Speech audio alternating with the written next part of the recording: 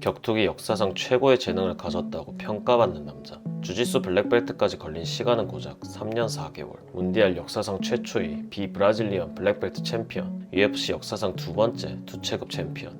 BJ 펜. 그는 누구보다 빛나는 높은 곳에 올랐지만 누구보다 가파르게 어두운 곳으로 추락하고 있습니다. 도대체 그에게 무슨 일이 일어난 것일까요?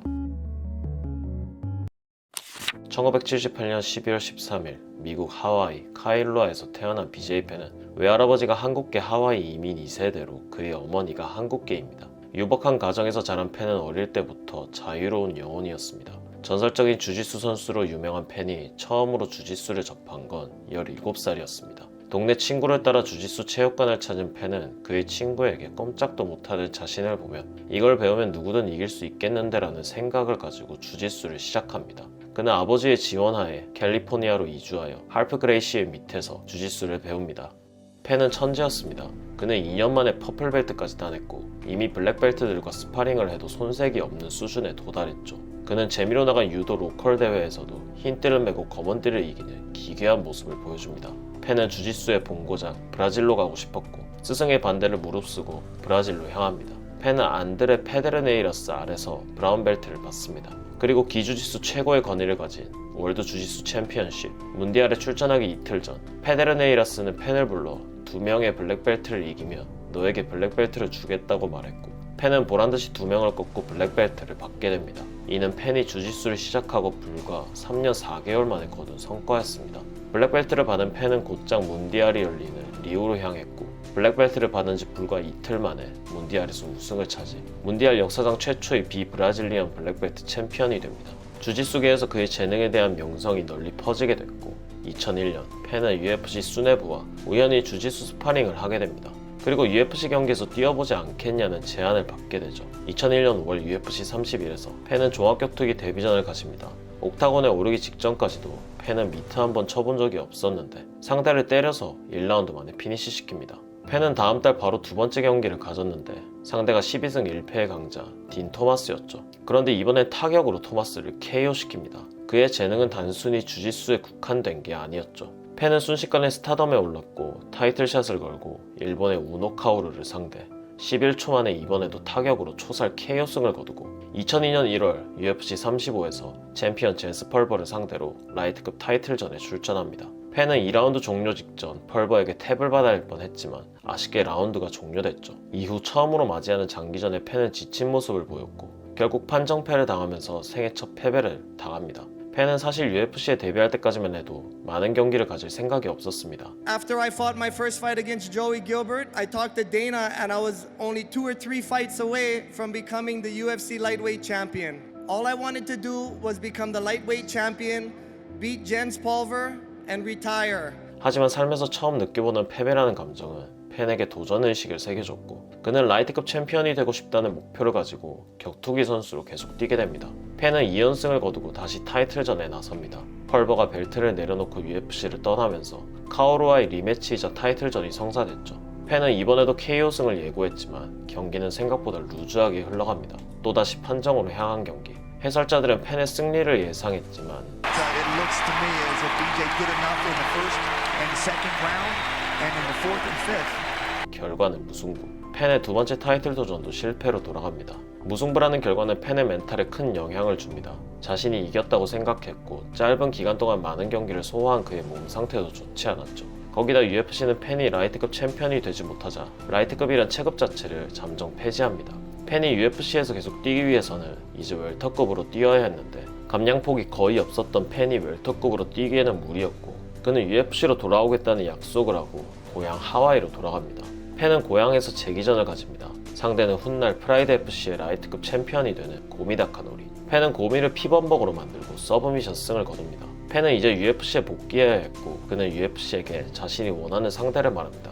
펜이 원한 상대는 웰터급 챔피언 맷 휴즈였죠. 휴즈는 당시 35승 3패의 5차 방어를 달성한 현역 최강의 선수였고 라이트급에서 올라온 펜이 휴즈를 이길 거라 생각하는 사람은 많지 않았는데 펜은 보기 좋게 휴즈를 1라운드 서브미션으로 잡아내고 UFC 웰터급 챔피언에 등극합니다. 챔피언이 된 그는 재계약을 해야 했는데 재계약에 난항을 걷습니다. 결국 일본의 K1이 그에게 UFC보다 훨씬 높은 파이트 머니를 제시했고 팬은 일본으로 향합니다. K1으로 간 팬은 체급을 가리지 않고 싸웁니다. 미들급, 라이트 헤비급, 심지어 무제한급에서 훗날 UFC 라이트 헤비급 챔피언이 되는 료토 마치다와도 싸웠죠. 팬은 체중이 모자라 경기 전 빵을 먹고 올라갈 정도로 엄청난 체급차를 감안하고 싸웠는데 마치다에게도 패배했지만 그다지 밀리지 않는 모습을 보여줍니다. 2006년 일본에서의 방황을 끝내고 팬은 UFC로 복귀합니다. 그는 자신의 체급을 웰터급으로 정했고 복귀전에서 조르주 생피에르를 상대하게 되죠. 승자는 챔피언 휴즈에게 도전할 기회를 얻게 되는 경기였는데 1라운드 팬이 생피에르의 얼굴을 찢어버립니다.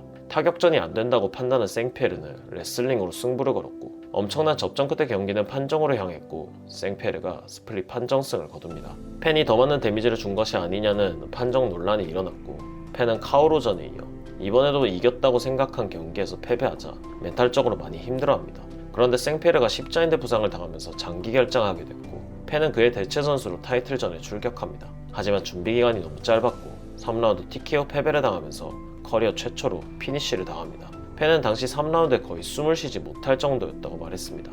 2연패, 그의 커리어에 위기가 찾아왔고 그 역시 힘든 시간을 가집니다. 그에게 새로운 목표가 필요했고 그는 이루지 못했던 라이트급 챔피언이라는 새로운 목표를 가지고 다시 라이트급으로 돌아갑니다. 2007년 팬은 펄버와 함께 TUF 시즌5의 코치로 참가합니다. 시즌이 끝나고 코치 대결을 가졌고 이번엔 2라운드 서브미션 승리를 거두고 5년 만의 복수전에 성공하죠. 경기 후 데이나 화이트는 팬과 라이트급 챔피언 션 셔크의 경기를 발표합니다. 그런데 셔크가 금지약물 복용이 적발되면서 벨트를 박탈당합니다. 대신 2008년 1월 UFC 80에서 팬은 조 스티븐슨을 상대로 라이트급 타이틀전을 가졌고 스티븐슨을 피범벅으로 만들고 탭을 받아내면서 3번의 도전만 해 드디어 UFC 라이트급 챔피언에 등극.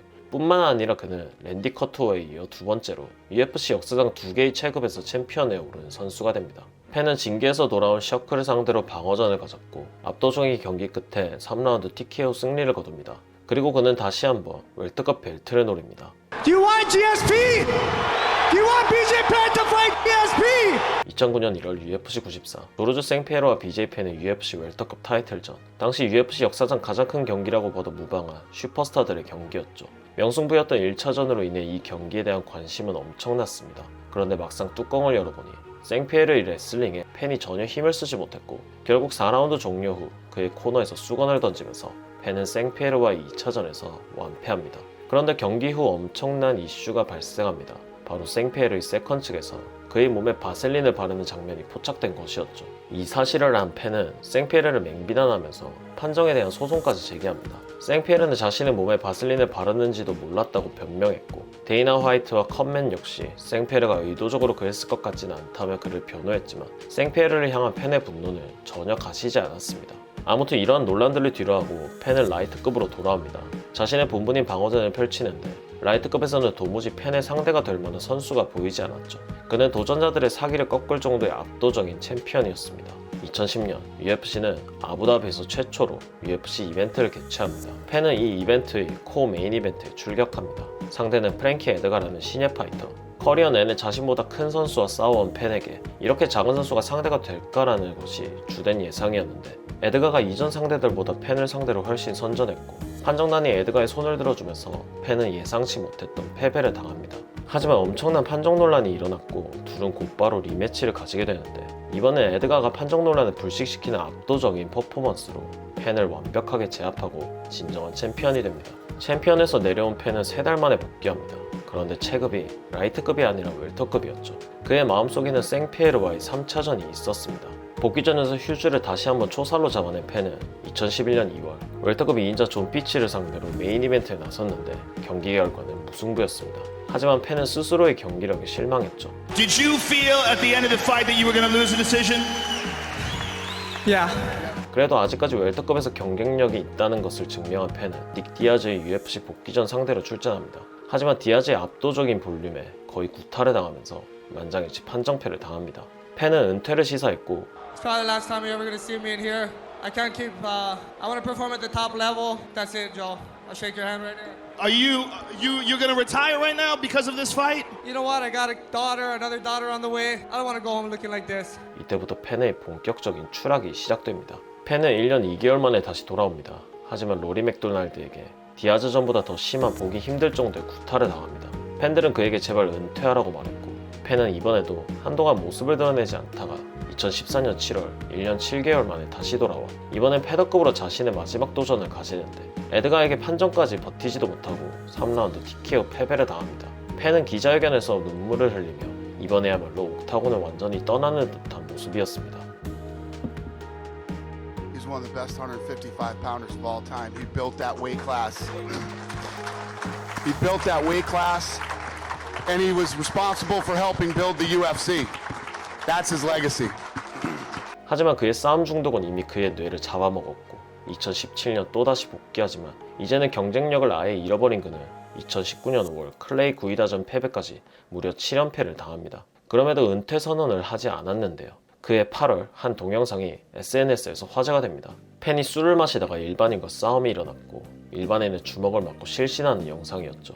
팬이 CTE와 유사한 증상에서 비롯된 알코올 중독에 시달리고 있다는 것이 분명해 보인다는 평가가 있었고 이를 본 데이나 화이트는 두 번 다시 UFC에서 팬을 볼 일은 없을 것이다라며 그를 강제 은퇴시켜버립니다. 팬의 추락은 여기서 끝이 아니었습니다. 팬은 이후에도 전 여자친구와의 소송 문제, 수차례 음주운전 사고를 내며 체포됩니다. 그의 정신질환은 더욱 심각해져 그는 정부가 그의 사람들을 다른 사람으로 바꿔놓고 자신을 속이고 있다며 조현병 증세를 보였고 결국 그의 어머니에게 접근 금지 명령 처분을 받지만 이를 어겨 체포되는 안타까운 모습을 보여줍니다.